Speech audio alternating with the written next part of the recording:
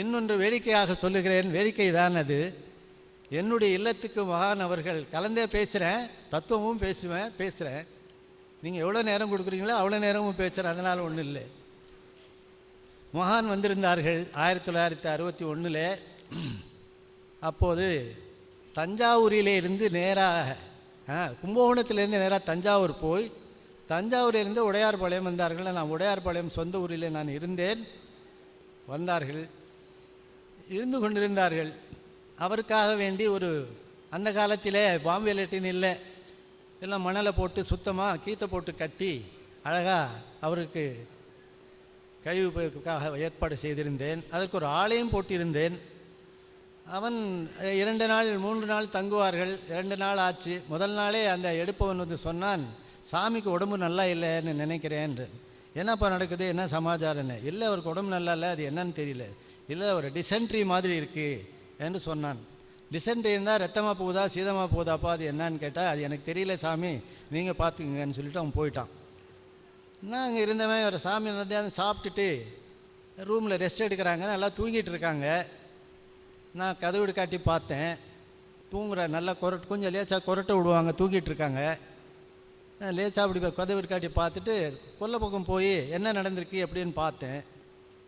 அங்கே பார்வைக்கு எதுவுமே இல்லை. திரும்பி வந்துட்டேன், பார்த்தேன், மறுபடியும் தூங்கிட்டு இருந்தார். சரி, பொண்ணு டிஸ்டர்ப் பண்ண வேணான்னு ஏதோ டீ கேட்பார், 4:30 மணிக்கு எந்திரிப்பாருன்னு சொல்லி அங்கே பக்கத்துலேயே ஒரு ஸ்டூலை போட்டு உட்காந்துக்கிட்டேன் வாசல்லையே. எந்திரிச்சு வெளியில் வந்தாங்க. அதெல்லாம் ஒன்றும் இல்லைப்பா, எல்லாம் சரியாக போச்சுப்பா என்ற வயிற்றை காட்டிட்டு பேசாமல் போயிட்டார். எனக்கு நான் போய் பார்த்தது இவருக்கு எப்படி தெரியும் என்ற ஒரு சந்தேகமும் வந்து, நானும் அப்போ சிறுபிராயம்தான், எனக்கு அதிகமாகவும் தெரியாது. பேசாமல் போயிட்டார். நானும் பேசாமல் இருந்துட்டேன். சாயந்தரம் மீட்டிங் நடந்தது. கேள்வி கேட்குறவங்களாம் கேட்கலான்னாரு. நான் ஒரு கேள்வி மனசில் வச்சுருக்கிறேன்னுட்டு சொல்லி அந்த கேள்வியை கேட்கணும்னு சொல்லி நான் கேட்குறேன்னு. கேளுப்பான்னாரு. ஒரு மனிதன் நல்லா படுத்து தூங்குறாரு, அவர் சம்மந்தப்பட்ட ஒரு விஷயத்தை நான் பார்க்க போனேன். அப்போது அவர் நல்லா தூங்கிட்டு இருக்கார், பார்த்துட்டும் வந்துட்டேன். ஆனால் எல்லாமே போட்டு மூடிட்டார், தெரியல. எந்திரித்த மனிதர், இது ஒன்றும் இல்லைப்பா, இல்லை நல்லா ஆயிடுச்சின்னு சொன்னார். நான் போய் பார்த்தது அவர் தூங்கிட்டு இருக்கிற மனுஷனுக்கு எப்படி தெரிஞ்சதுன்னு கேட்டேன். அதுக்கு சொன்னார், ஞானிகள் அறிவு தூங்காதுப்பா, ஞானிகளுக்கு அறிவு தூங்காது. விழித்த அறிவு எந்திரிச்ச உடனே நடந்த விஷயத்தை அப்படியே ரியலைஸ் பண்ணி கொடுத்துடும். அதுதான்ப்பா ஞானம், அதான்ப்பா எல்லாருக்கும் கொடுக்குறேன் என்று சொன்னார். எப்படி இருக்கு பாருங்கள். வேகின்ற செஞ்சுடரும் வெண்ணிற வெளிச்சமும் வெப்பாய் அப்பாய் உப்பாய் பின் உறைந்த உலகத்தில் வித்தாய் விளைந்து பின் விந்துவாகிய கருவே அருட்பெருஞ்சோதி. அருட்பெருஞ்சோதி என்ன? அருட்பெருஞ்சோதி என்ன செய்கிறோம் நாமும்? மூலாதாரத்தில் விழித்து எழுந்த பொருள் ஆறாதாரத்தில் அழுத்தும் அழுத்தத்தால் ஏற்பட்டதே ஆனந்த அறிவின் என் அனுபவ சொல். ஆனந்த அறிவின் என் அனுபவ சொல். அனுபவம் வேண்டும் நமக்கு. அவர் அனுபவத்தை தான் கொடுத்தார், அவரை புகழச் சொல்லி சொல்லவில்லை. சாமி காலத்திலேயே மேடையிலே உட்கார்ந்து கேட்டுக்கொண்டிருந்தவன் நான். யாராவது புகழ்வார்களானால் உடனே இறங்கு என்று சொல்லிவிடுவார். ஏன்பா என்னை புகழத்துக்காக இங்கே வந்த? நீ என்ன அறியணுமோ அதை அறிஞ்சால் என்ன போல நீ வந்துடுறப்பா. அதனால தான்ப்பா நானே நீ என் நான், நானும் நீயும் நானே நானுப்பா. இது ஏன்பா போய் இதெல்லாம் பொழுந்துட்டு கிடக்குறீங்க? மகானே என்றாலும் ஒன்றுதான், கல்லை வணங்கி கொண்டிருந்தாலும் ஒன்றுதான். உங்களுடைய அறிவை, உங்களுடைய ஆற்றலை நீங்கள் தீட்சண்யம் செய்து எதையெல்லாம் கவனிக்க வேண்டுமோ அதையெல்லாம் நீங்கள் கவனித்து மேல்நிலைக்கு வந்தால் கோடி கோடி கோடி கொடுத்தது போல் நான் எண்ணுவேன் என்று சொல்லுவார்.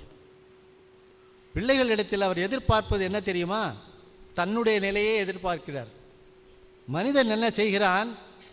பாம்பே போனேன்பா, மெட்ராஸ் போனேன்பா, அப்புறம் பார்த்தீங்கன்னா லண்டன் போனேன்மா, அமெரிக்கா போகிறேம்மா, மேலே ராக்கெட் எடுத்துக்கிட்டு சந்திர மண்டலத்துக்கு போனேன், செவ்வாய் கிரகத்துக்கு போனேன்னு எல்லா இடத்துலையும் போனேன், போய் சுற்றி பார்த்துட்டு வந்துட்டேன், கடவுள் கிடைச்சிட்டான், அவனையும் பார்த்துட்டு வந்துட்டேன்னு சொல்லுவான். ஆனால் பாருங்கள், இங்கிருந்து இந்த அளவுக்கு போக மாட்டான், இங்கிருந்து இங்கே போக மாட்டான், எங்கெங்கேயோ சுத்தினேன் என்றுவான். ஏன்? இங்கேயும் தான் விஷயம் இருக்குன்னு அவனுக்கு தெரியல. வாங்கியிருப்பான், தெரியும், கவனிக்க மாட்டான். ஏன் சாமி எனக்கு நேரம் இல்லைங்கம்மா. நேரம் இல்லையா? எப்படி நேரம் இல்லை? இவன் எதுக்கு பிறந்தான், எதுக்கு வாழ்நாளில் உலகத்துக்கு வந்தான் கேட்பார் ஒரு இடத்துல. நான் பிறந்த இந்த வாகன உலகத்திற்கு ஏன் வந்தாய்? நான் பிறந்த இந்த வாகன உலகத்திற்கு நீ ஏன் வந்தாய் என்று கேட்பார். நமக்கு கொடுத்தது பற்றான பற்றில் பாவனையாக இருந்து பற்றற்ற நிலையில் அமர்ந்து பணிவில்லா துணிவை பகர்ந்து ஈந்தேன். எது கொடுத்தாரு? பணிவில்லா துணிவை பகர்ந்து ஈந்தேன். அடியேன் என்றும் அடிமை என்றும் ஏட்டில் கூட எழுதாதடா, அது அவசியமே இல்லை என்று சொல்லுவார். அதனாலே மகான் அவர்கள் நம்மை உருவாக்க பாடுபட்டவர். குடும்பம் பார்த்தார்கள், சாதாரணமாக தான், அக்கறை அதிகமாக எடுத்துக்கொள்ள மாட்டார். அது நடக்கும் என்று நினைப்பார்கள். பிள்ளைகள் பின்னாலேயே சுத்தினார். யார்? உணர்வாளர்கள் பிள்ளைகள் பின்னாலேயே சுத்தினார். அவன் குடும்பம் நல்லா இருக்கா, அவன் என்ன கஷ்டப்படுறானோ, எப்படி இருக்கிறானோ. ஆகவே அவருடைய எதிர்பார்ப்பு நம்மிடத்தில் அறிவனுடைய தீட்சண்யம் வேணும் என்பது தான் முக்கியத்துவமாக இருந்தது. ஒரு இடத்துல சொல்வார்கள், கடவுளை தவிர்த்து வேறு ஒரு பொருள் இல்லாததால், நன்றாக யூகிக்க வேண்டும், கடவுளை தவிர்த்து வேறு ஒரு பொருள் இல்லாததால், வேறு ஒரு பொருள் ஒன்று இருந்து அதை எடுத்து கடவுள் எல்லாவற்றையும் படைத்தான் என்பதில்லை. எல்லாமாக பரிமணித்து வியாபித்திருப்பது யாவும் கடவுளே. இப்போ நானும் கடவுள் தான், நீனும் கடவுள் தான், சச்சரவே இல்லையே. நான் மட்டுமா கடவுள்னு சொல்கிறேன்? எல்லாம் கடவுளாக இருக்குது. இப்போ ஒன்றாக ஒன்று இருந்தது ஒரு தங்கக்கட்டியை எடுத்து மூக்குத்தியாகவும் மோதிரமாகவும் தோடாகவும் மற்ற பொருள்களாகவும் செய்துவிட்டால் அது பல வடிவங்களாகவும் பல்வேறுபட்ட இடத்திலும் அணிகலன்களாக பார்வைக்கு அழகாக மின்னுகின்றன. அதே நசுக்கி உருவாக்கிவிட்டால் ஒரே தங்கத்தினுடைய பொருளாக மாறிவிடுகிறது. அப்படித்தான் நாம் எல்லாரும் உருவாகி வந்திருக்கின்றோம். இது எப்படி தெரிந்து கொள்ள முடியும்? எப்படி தான் தெரிந்து கொள்ள முடியும் என்று சொன்னால், ஒரு பொருளுடைய பிரிவு தான் நாம் எல்லாரும் என்று நாம் எப்போது நம்முடைய மதி நமக்கு சரியான விளக்கம் தருகிறதோ அன்றைக்குத்தான் நம்முடைய மறதியையோ மாய்கையோ தெரியாத்தனத்தையோ கற்பனையோ மாற்றுவதற்கு நம்மிடத்தில் ஒரு ஆசிட் இருக்கிறது.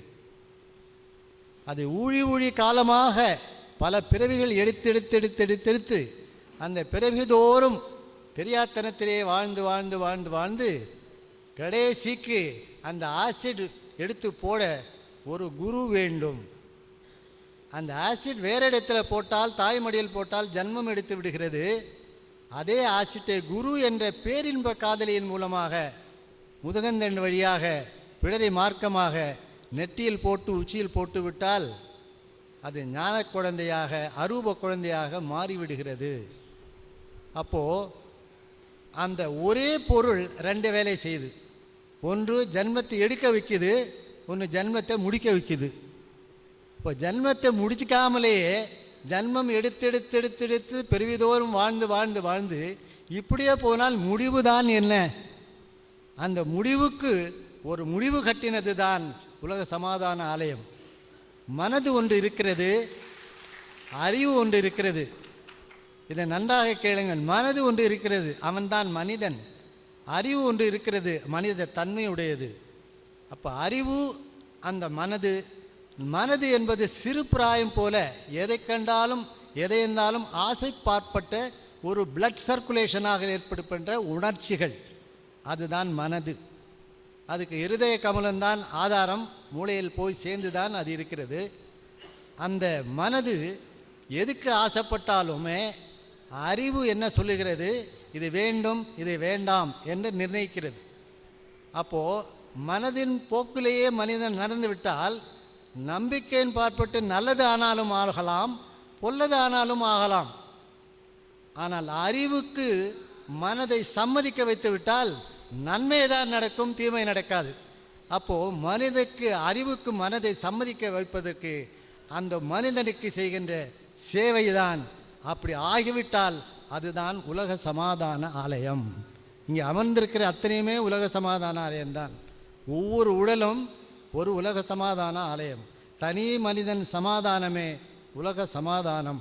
ஒரு குடும்பத்தில் இருக்கின்ற ஒரு தலைவன் சமாதானமாக வாழ்வானால் அந்த குடும்பம் நன்றாக இருக்கும் தானே. ஒரு நாட்டினுடைய பிரதமர், ஒரு டிபார்ட்மெண்ட்டில் இருக்கிற மினிஸ்டர் சமாதானமாக இருக்கக்கூடிய நிலை இருந்தால் அந்த காரியங்கள் எல்லாம் சமாதானமாக நடக்கும் தானே. ஒரு யுத்த வீரன் அல்லது யுத்தத்தினுடைய மேல்நிலை உடையவர்கள் சமாதானமாக இருப்பார்களானால் சமாதானம் நிலவும் தானே. எதுவுமே இன்றைக்கு வல்லரசுகள் எவ்வளோ பெருசாக இருந்தாலும் அது கூட பாருங்கள், அவர்கள் நினைத்தால் அழிக்கவும் செய்யலாம், ஆக்கவும் செய்யலாம். அவர்கள் அவசரப்பட்டால் மனித சமுதாயத்தை அழிக்கக்கூடிய விஞ்ஞான கருவிகளை கண்டுபிடித்து வைத்திருக்கின்றார்கள். நானே பெரியவன். என்ன ஆணவம் இல்லை, அகந்தை. ஆணவமும் அகந்தையும் கலந்தால் அழிவுதான். அப்போ ஒரு தனி மனிதனிடத்தில் போய் அது நின்று விடுகிறது. தனி மனிதன் அந்த மாதிரி உள்ள பெரிய டிக்டேட்டர், பெரிய ஆட்சியாளர், பெரிய வல்லரசுக்கு தலைவராக இருப்பவர்கள் சமாதானம் ஆவார்களானால் நாட்டையும் உலகத்தையும் ஏன் சமாதானமாக வைத்துக்கொள்ள முடியாது? அதுக்கு என்ன செய்ய வேண்டும்? அறிவுக்கு மனதினுடைய சேட்டையை கட்டுப்பட வைக்க வேண்டும். அப்போ அறிவினுடைய தீட்சண்யம் என்பது எங்கிருந்து வரும்? எங்கிருந்து வரும்? அதுதான் சொன்னேனே, மூலாதாரத்தில் உள்ள பொருள் உச்சிக்கு வந்தால் ஒழிய வேறு எவ்வகையாலும் நடைபெறாது என்பதுதான்.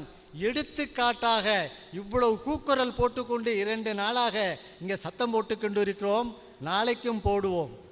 ஆகையினாலே நாம் உணர்வாளர்கள் காலையில் எந்திருந்த உடனேயே அந்த கவனத்தை செய்துவிட்டு சதா எந்த நேரத்திலும் நெற்றியிலே உணர்வு இருக்கிறதா என்று அபூர்வமான ஒரு நகையோ ஒரு பொருளோ உங்களுடைய பாக்கெட்டில் போட்டுக்கொண்டால் அதை கவனமாகவே வைத்துக்கொள்வது போல நெற்றியில் அந்த கவனம் இருக்கிறதா என்று உணர்ந்து கொண்டே உங்களுடைய காரியத்தை பார்த்தால் காரியமும் செம்மையாக நடக்கும், உணர்வும் எப்போதும் இருக்கும்.